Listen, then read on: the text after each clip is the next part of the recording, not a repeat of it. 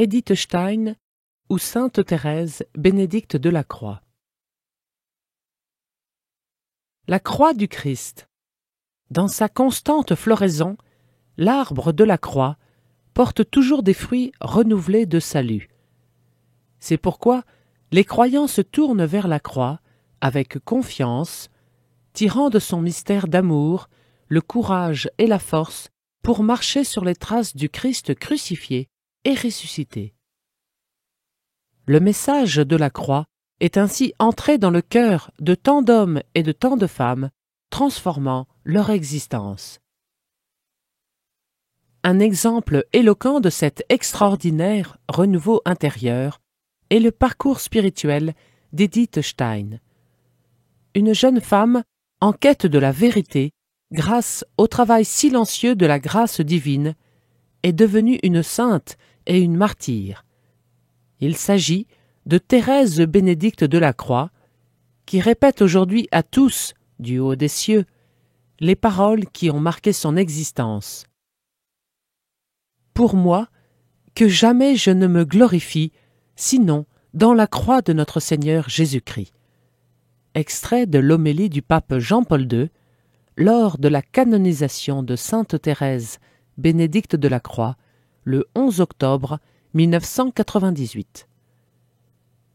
Edith Stein est née le 12 octobre 1891 à Breslau, aujourd'hui Wrocław en Pologne, dans une famille juive. Elle a 3 ans lorsque son père meurt subitement.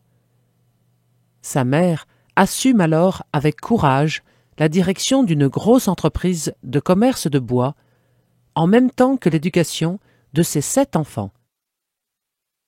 Très observante des pratiques de la synagogue, elle est le modèle indiscuté de toute la famille. Nous pouvions lire dans l'exemple de notre mère, écrira Edith, la vraie manière de nous comporter. Quand elle disait « cela est un péché », ce terme exprimait le comble de la laideur et de la méchanceté, et nous en demeurions bouleversés. Cependant, les enfants de cette femme exemplaire ne partageront pas son profond attachement au judaïsme. Bientôt, les frères aînés d'Edith ne participent plus que par piété filiale aux fêtes religieuses familiales. Illusion d'autonomie. À partir de l'adolescence, Edith devient athée. Elle dira avoir consciemment et intentionnellement perdu l'habitude de prier à 14 ans, ne voulant compter que sur elle-même, soucieuse d'affirmer sa propre liberté dans les choix de la vie. Cette illusion d'une indépendance totale de l'homme vis-à-vis de Dieu est aujourd'hui encore très répandue. Le pape Jean-Paul II, dans son encyclique Fides et Ratio, en découvre l'origine chez nos premiers parents. Le livre de la Genèse décrit de manière très expressive, dit-il, la condition de l'homme quand il relate que Dieu le plaça dans le jardin d'Éden, au centre duquel était situé l'arbre de la connaissance du bien et du mal. Le symbole est clair. L'homme n'est pas en mesure de discerner et de décider par lui-même ce qui était bien et ce qui était mal, mais il devait se référer à un principe supérieur. L'aveuglement de l'orgueil donna à nos premiers parents l'illusion d'être souverains et autonomes et de ne pouvoir faire abstraction de la connaissance qui vient de Dieu. Une telle illusion d'autonomie est erronée, car l'homme, créé par Dieu, dépend sans cesse de lui. Reconnaître la dépendance complète de la créature par rapport au Créateur est une source de sagesse et de liberté, de joie et de confiance. Au terme d'une longue recherche, Edith Stein reconnaîtra que seul celui qui se lie à l'amour du Christ devient vraiment libre. La soif du vrai. C'est à travers des études de philosophie et un culte exigeant pour la vérité qu'Edith s'achemine peu à peu vers la pleine lumière. la soif de la vérité, dira-t-elle, resta chez moi l'unique prière. Elle écrira « Qui cherche la vérité, consciemment ou inconsciemment, cherche Dieu ». En quête de la vérité sur l'homme, Édith se lance dans l'étude de la psychologie.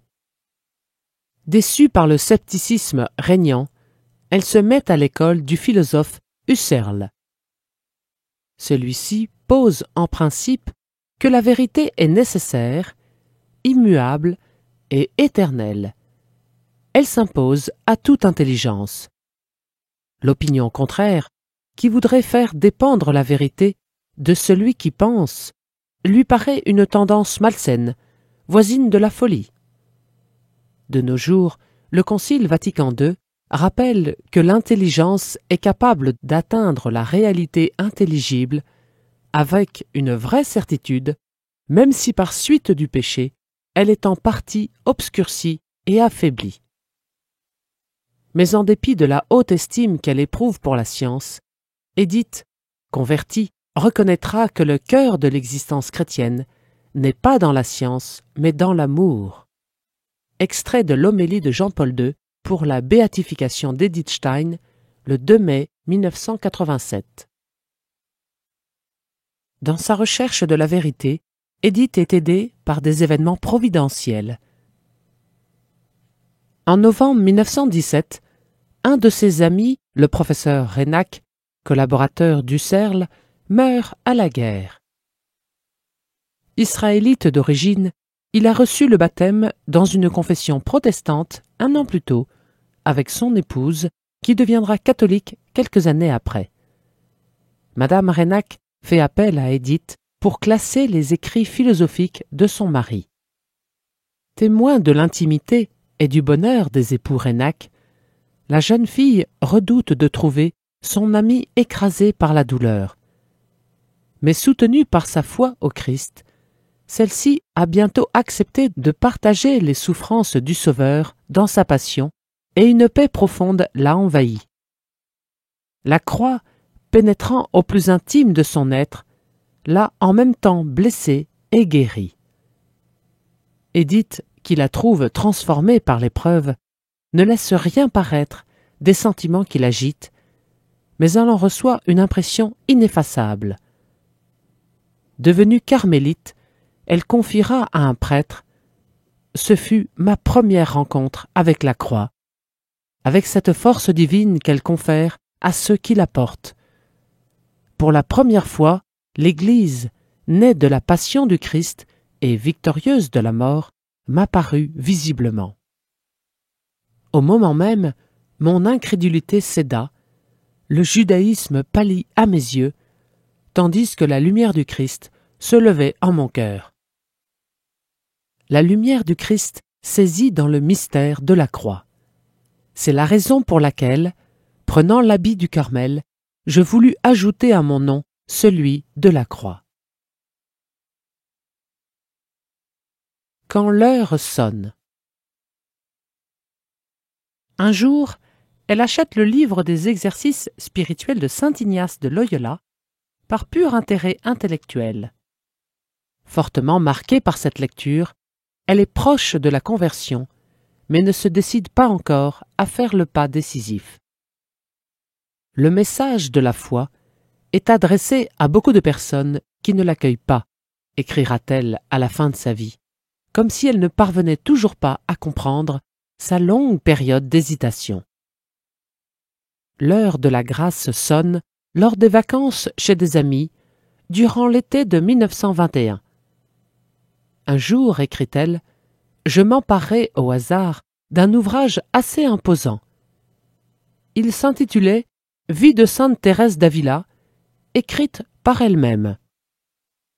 Je commençai à lire, et tout de suite je fus captivé et ne m'interrompis plus jusqu'à la fin. Lorsque je refermai le livre, je me dis « Ceci est la vérité ». Aussitôt, elle achète un catéchisme catholique et un missel. Elle les étudie et les assimile en peu de temps. Voici ses impressions la première fois où elle pénétra dans une église. Rien ne me parut étranger. grâce à l'étude que j'avais faite, je comprenais les cérémonies jusque dans les détails. Un prêtre d'aspect vénérable monta à l'autel et célébra le saint sacrifice avec une profonde ferveur. Après la messe, j'attendis que le célébrant eût terminé son action de grâce. Je le suivis au presbytère et lui demandai le baptême. Le curé, un peu troublé, répond qu'une certaine préparation est requise pour l'admission dans l'Église. Édith insiste. Il faut qu'il teste sur-le-champ sa connaissance de la foi. Il s'ensuit une conversation prolongée, au terme de laquelle le prêtre, rempli d'admiration pour le travail de la grâce en cette âme, fixe sans attendre la date du baptême pour le jour du Nouvel An 1922. En souvenir de la lecture qui a décidé sa conversion, Édith choisit comme nom de baptême celui de Thérèse. Que va dire son admirable mère, israélite exemplaire? Édith tient à lui annoncer lui-même la nouvelle. Tombant à genoux, elle dit simplement « Maman, je suis catholique ». Pour la première fois de sa vie, la jeune fille voit pleurer sa mère. Toutes deux ont le cœur déchiré, mais elles restent profondément unies. Par piété filiale, Édith reste 6 mois chez sa mère, continuant à l'accompagner à la synagogue, où elle comprend de mieux en mieux que l'Ancien Testament atteint sa pleine signification dans le Nouveau. Son recueillement profond émeut Madame Stein qui dira « Je n'ai jamais vu quelqu'un prier comme Édith ». La vraie sécurité. Au moment de l'instauration du Troisième Reich, en 1933, Édith est devenue professeure agrégée à Münster. Un soir, reçue chez des amis, elle entend parler des persécutions massives de Juifs allemands. Soudain, écrit-elle, il m'a paru clairement que la main du Seigneur s'abattait lourdement sur son peuple, le peuple juif, et que la destinée de ce peuple devenait mon partage. Quelques jours plus tard, elle participe à une cérémonie dans la chapelle du Carmel de Cologne. Un prêtre commente la passion du Sauveur. Je m'adressais intérieurement au Seigneur, raconte Édith, lui disant que je savais que c'était sa croix qui maintenant était posée sur le peuple juif. La plupart des Juifs ne le comprenaient pas, mais ceux qui le comprenaient devaient volontairement, et au nom de tous, la prendre sur eux. C'est ce que je désirais faire. Je lui demandais seulement de me montrer comment. Lorsque la méditation prit fin, je reçus la certitude intime que j'étais exaucé. J'ignorais cependant sous quel mode la croix me serait donnée. Elle dira plus tard à la mère prieure du Carmel « Ce n'est pas l'activité humaine qui peut nous aider, mais les souffrances du Christ. J'aspire à les partager. » La persécution rend désormais impossible à Édith l'enseignement en Allemagne. Je fus presque soulagée, dit-elle, d'être touchée par le sort commun. Mais évidemment, je devais réfléchir à ce que je devais faire. On lui propose un poste en Amérique du Sud afin de poursuivre là-bas ses travaux de recherche. Mais elle a décidé de réaliser son vieux rêve. Le temps n'était-il finalement pas venu d'entrer au Carmel? Voilà presque 12 ans que le Carmel était mon but. À la fin, il m'était très pénible de continuer à attendre. J'étais devenue une étrangère dans ce monde. Déjà quelques années plus tôt, elle avait demandé à son directeur de conscience la permission d'entrer dans l'ordre du Carmel. Par égard pour sa mère et à cause de l'importance de ses activités d'enseignement, le prêtre avait refusé. Mais en 1933, les difficultés qui s'opposaient à la vocation d'Édith ont disparu. « Je ne pouvais plus être utile, écrit-elle. Et ma mère ne préférait-elle pas me savoir dans un couvent en Allemagne plutôt que dans une école en Amérique du Sud ?» Une lettre de 1931 montre qu'elle ne prit pas sa décision à la légère et qu'elle dut lutter pour trouver la bonne voie. Il est dans la nature des choses qu'avant de faire un pas décisif, on étale une dernière fois devant soi tout ce qu'on abandonne en considérant le risque qu'on prend. Sans aucune assurance humaine, on doit se remettre totalement entre les mains de Dieu. Nous sommes alors d'autant mieux et d'autant plus profondément en sécurité. La famille d'Édith ignore tout de sa décision. Peu à peu, Édith s'ouvre à ses frères et sœurs, les priant de ne rien révéler à leur mère. Elle-même attend un moment favorable pour lui parler. Le premier dimanche de septembre, l'occasion attendue se présente. Voici l'émouvant récit tracé par Édith elle-même. J'étais seule à la maison, auprès de ma mère, assise à tricoter près de la fenêtre. Soudain, elle me posa la question si longtemps attendue. « Que vas-tu faire à Cologne, chez les religieuses ?»« Vivre avec elles. » Maman ne cessa pas de tricoter. Sa pelote de laine s'embrouilla. De ses mains tremblantes, elle essaya de la remettre en ordre. Je l'y aidai, pendant que notre conversation se poursuivait. Dès cet instant, la paix avait fui de la famille. Une lourde oppression planait sur la maison. De temps en temps, ma mère essayait encore une question ou une autre. Un silence suivait. Mes frères et sœurs pensaient comme ma mère, mais ne voulaient pas augmenter sa peine. La décision d'entrer au Carmel était si grave, si lourde de conséquences, que personne ne pouvait dire avec certitude quel était le bon chemin. Je devais faire ce pas dans la totale obscurité de la foi. Pourquoi a-t-il voulu se faire Dieu? Édith accompagne une dernière fois sa mère à la synagogue le 12 octobre. Pendant leur retour, sa mère lui demande « Le sermon n'était-il pas beau ?»« Bien sûr, maman. »« On peut donc être pieux aussi chez les Juifs ?»« Assurément, si l'on n'a pas appris à connaître autre chose. »« Pourquoi donc as-tu appris autre chose ?»« Je ne veux rien reprocher à Jésus. Il peut avoir été un être fort bon. Mais pourquoi a-t-il voulu se faire Dieu ?»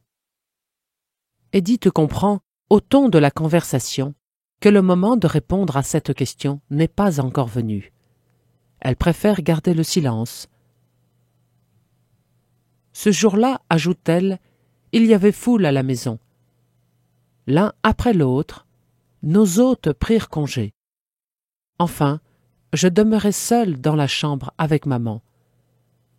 Posant ses mains sur son visage, elle se mit à pleurer. Je me plaçai à côté d'elle et pressai doucement sur ma poitrine cette vénérable tête aux cheveux gris. Nous restâmes ainsi longtemps jusqu'à ce qu'elle voulût se mettre au lit. Mais cette nuit-là, nous n'avons pas fermé les yeux un seul instant. Le 15 octobre 1933, fête de la Sainte Thérèse, Édith Stein entre au Carmel de Cologne, où elle prend le nom de sœur Thérèse Bénédicte de la Croix. Longtemps, ses lettres à sa mère restent sans réponse. Puis, les échanges réguliers reprennent. Le 14 septembre 1936, fête de l'exaltation de la Sainte Croix, au moment où Thérèse Bénédicte de la Croix renouvelle ses vœux, elle a soudain une intuition très nette. Ma mère est auprès de moi. Le jour même, un télégramme lui apprend la mort de celle-ci, survenue à l'heure même de la cérémonie.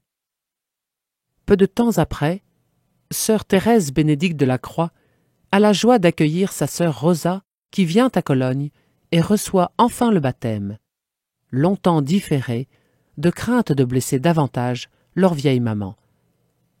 Rosa rejoindra Édith au Carmel en 1938. Les ailes des anges. Peu après, les deux sœurs sont envoyées au Carmel d'Esch en Hollande pour éviter d'être arrêtées comme juives et envoyées dans un camp de déportation. Le danger n'est pas complètement écarté. Sœur Thérèse Bénédicte de la Croix écrit à ce sujet. Il est bon de nous souvenir en ces jours que la pauvreté consiste même à nous voir privés de notre clôture. Nous nous sommes engagés à demeurer cloîtrés, mais Dieu ne s'est pas engagé, lui, à nous laisser toujours à l'intérieur de nos murs. Il n'en a pas besoin, car il possède d'autres murailles pour nous protéger. Si nous sommes fidèles à nos règles de clôture, serions-nous jetés à la rue, que Dieu enverrait ses anges pour nous garder, et leurs ailes nous environneraient plus sûrement que les murailles les plus épaisses et les plus hautes.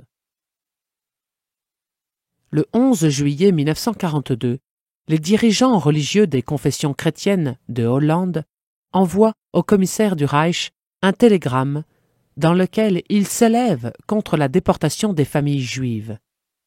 Le 26 juillet, une vive protestation dans le même sens est lue dans toutes les églises du pays. Les occupants nationaux socialistes réagissent violemment. Ils arrêtent tous les juifs catholiques des Pays-Bas, religieuses et religieux compris. Le représentant d'Hitler ne laisse planer aucun doute sur le fait qu'il s'agit là d'une mesure de répression.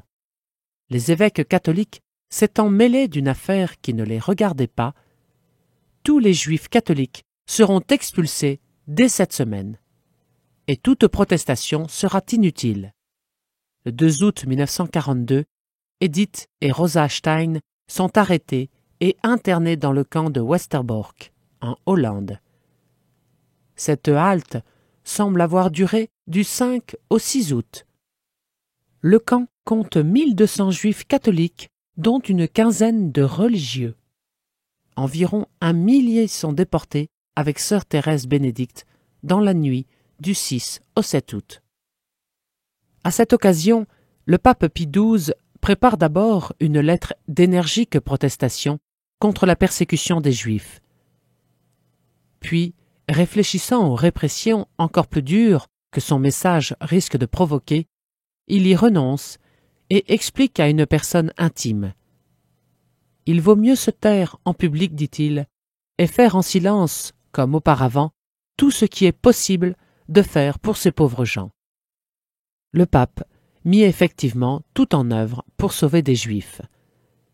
Après la guerre, d'éminentes personnalités israélites témoignèrent que son action avait sauvé la vie à des dizaines de milliers de personnes. Je suis contente de tout. Sœur Thérèse Bénédicte de la Croix réussit à envoyer 2 messages au Carmel d'Eicht. Le premier ne porte ni date ni indication de lieu. On y lit simplement « Je suis contente de tout. La science de la croix ne peut s'acquérir que si l'on sent réellement la croix peser sur ses épaules. » Dès le premier instant, j'en étais convaincu, et en moi-même j'ai dit « Ave crux, spes unica. Je te salue, ô croix, unique espérance. » Le second message, daté du 6 août, expédié de Westerbork, baraque 36, mentionne « C'est demain matin que part le premier transport vers la Silésie ou la Tchécoslovaquie. Jusqu'à présent, j'ai pu prier magnifiquement. » Un témoin qui eut la chance d'échapper à la déportation a écrit « Parmi ces prisonniers qui sont arrivés le 5 août au camp de Westerbork, sœur Bénédicte tranchait nettement sur l'ensemble par son attitude paisible et calme. Les cris, les plaintes, l'état de surexcitation angoissée des nouveaux venus étaient indescriptibles. Sœur Bénédicte allait parmi les femmes comme un ange de consolation, apaisant les unes, soignant les autres. Beaucoup de mères paraissaient tomber dans un état de prostration voisin de la folie. Elles restaient là à gémir comme hébétées, délaissant leurs enfants. Sœur Bénédicte s'occupa des petits-enfants, les lava, les peigna, leur procura la nourriture et les soins indispensables. Aussi longtemps qu'elle fut dans le camp, elle dispensa autour d'elle une aide si charitable qu'on en demeure tout bouleversé. Le pape Jean-Paul II, dans son homélie pour sa canonisation, explique l'origine de cette grande charité lorsqu'il dit « L'amour du Christ fut le feu qui incendia la vie de sainte Thérèse, bénédicte de la Croix. Le Verbe incarné fut tout pour elle. La sainte avait écrit « Notre amour envers le prochain est la mesure de notre amour pour Dieu. » Pour les chrétiens, et pas seulement pour eux, personne n'est étranger. L'amour du Christ ne connaît pas de frontières. Le calvaire d'Edith Stein et de sa sœur Rosa, qui l'accompagne jusqu'à la fin, se termine au camp d'Auschwitz. Toutes deux y trouvent la mort le 9 août 1942 dans un drame déchirant connu de Dieu seul. On en apprendra la date d'une manière certaine par le journal officiel de Hollande le 16 février 1950, publiant les listes des victimes mortes en déportation. On sait seulement qu'avant le départ du convoi pour Auschwitz, les déportés avaient dû subir de fréquents interrogatoires et de multiples vexations. Le 9 août 1942, les yeux de la sainte se ferment à la lumière du jour et son âme s'ouvre toute grande aux splendeurs de la vie éternelle. Sainte Thérèse, bénédicte de la Croix, maintenant rassasiée de la gloire divine, a su se laisser conduire par la main du Père céleste. Dans son entière confiance en Dieu, elle avait composé cette belle prière. « Laissez-moi, Seigneur, marcher sans voir sur les chemins qui sont les vôtres. Je ne veux pas savoir où vous me conduisez. Ne suis-je pas votre enfant? Vous êtes le Père de la sagesse et aussi mon Père. Même si vous me conduisez à travers la nuit, c'est vers vous. Seigneur, qu'il advienne ce que vous voulez, je suis prête. Même si jamais vous ne me rassasiez en cette vie. Vous êtes le Seigneur du temps, faites tout selon les plans de votre sagesse. Quand doucement vous appelez au sacrifice, aidez-moi, oui, à l'accomplir. Laissez-moi dépasser totalement mon petit moi, pour que, morte à moi-même, je ne vive plus que pour vous. »